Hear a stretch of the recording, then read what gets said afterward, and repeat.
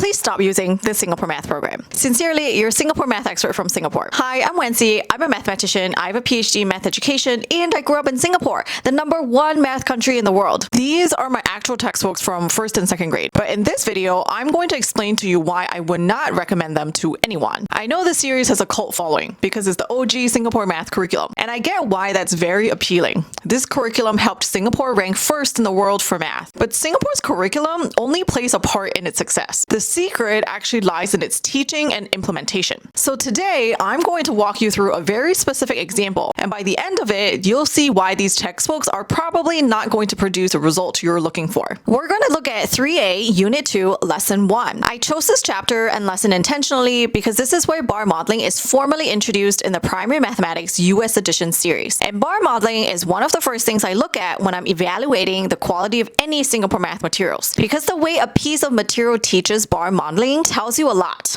about the people who wrote it. So we're going to open both the Home Instructor's Guide and the textbook side by side so you can see what happens. We're going to see how the guide supports us through Lesson 1. The textbook lesson starts on page 18. But when I look at the Home Instructor's Guide, here's what I find. The guide does its own setup with its own numbers, and then when it references page 18, it just gives you the answer key. There's no support on how to teach page 18, which happens to be the opener of the lesson. So this is actually a recurring problem across all the guides in this series. They often provide their own setup instead of guiding you on how to use the openers in the textbooks, which means that you're not actually using the lesson in these textbooks. Here's how the guide does its own setup. It starts by introducing the sum, shows it with a part-whole model, shows it with larger numbers, connects it to subtraction, then moves on to difference and the comparison bar model. On the surface, it looks like the guide is following the structure of textbook page 18. We're talking about the sum first, then difference. The author of this guide saw these two questions on page 18, then the part-whole and comparison models that appear on pages 20 and 21, and interpreted this as a lesson to teach sums with the part-whole model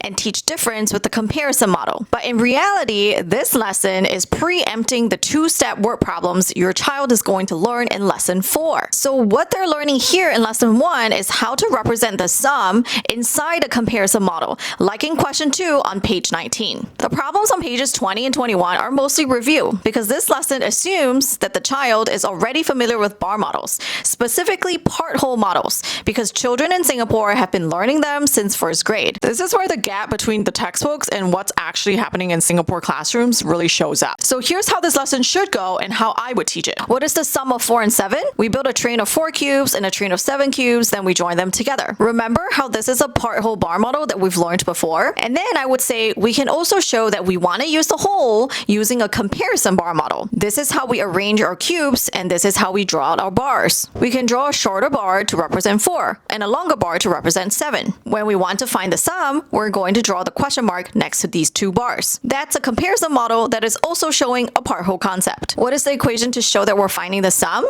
4 plus 7 equals to 11. These three representations, the linking cubes, the bar model, and the equation, are all showing the same thing. We're trying to find the sum of 4 and 7, and we can do that by adding them together. Now for question B, the difference between 4 and 7. I'm going back to the comparison bar model we've already made. Notice the gap between 4 and 7? That's the difference. How do we find the difference? What if we drew a dotted outline where the gap is? Does this model remind you of the part-whole model? The 4 and this unknown part is the same as the whole of 7. So how do we find the unknown part? We subtract. So the equation is 7 minus 4 equals to 3. So when I teach this lesson, I use the same bar model for both questions. I didn't teach sum and difference as two separate concepts. I taught them as one connected idea that is built on the same model. The only thing that changed between these two concepts is which part of the model we're finding, which is how I would teach addition and subtraction with a part-whole model as well. The other thing is, I connected all the representations I used explicitly for the child. The linking cubes, the bar model,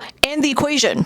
The guide does not. It does not tell you to make the connection between these different representations explicit for your child. So the assumption is either you'll make that connection for your child or your child will figure it out on their own. This isn't just a Singapore math principle. This is basic math education. When we use multiple representations, our role as the instructor is to connect them explicitly out loud every single time. Assuming that connection will happen automatically is the reason why implementations of Singapore math and manipulatives often fail in the United States. So why do the guides differ so much from the textbook ideas? The Primary Mathematics U.S. edition textbooks look very, very simple, and that's because they're designed for children, many of whom were English language learners in the 80s and 90s. There are a lot of visuals and not a lot of text. The meat of the lesson, the explanations, the scaffolding comes from the teachers who are trained specifically to teach with this set of textbooks. But when the textbooks traveled to the US, the teacher and institutional knowledge did not travel with them. So American educators ended up interpreting the materials and filling in the gaps based on their own perspectives. These interpretations aren't necessarily mathematically incorrect, but they are not how Singapore teaches.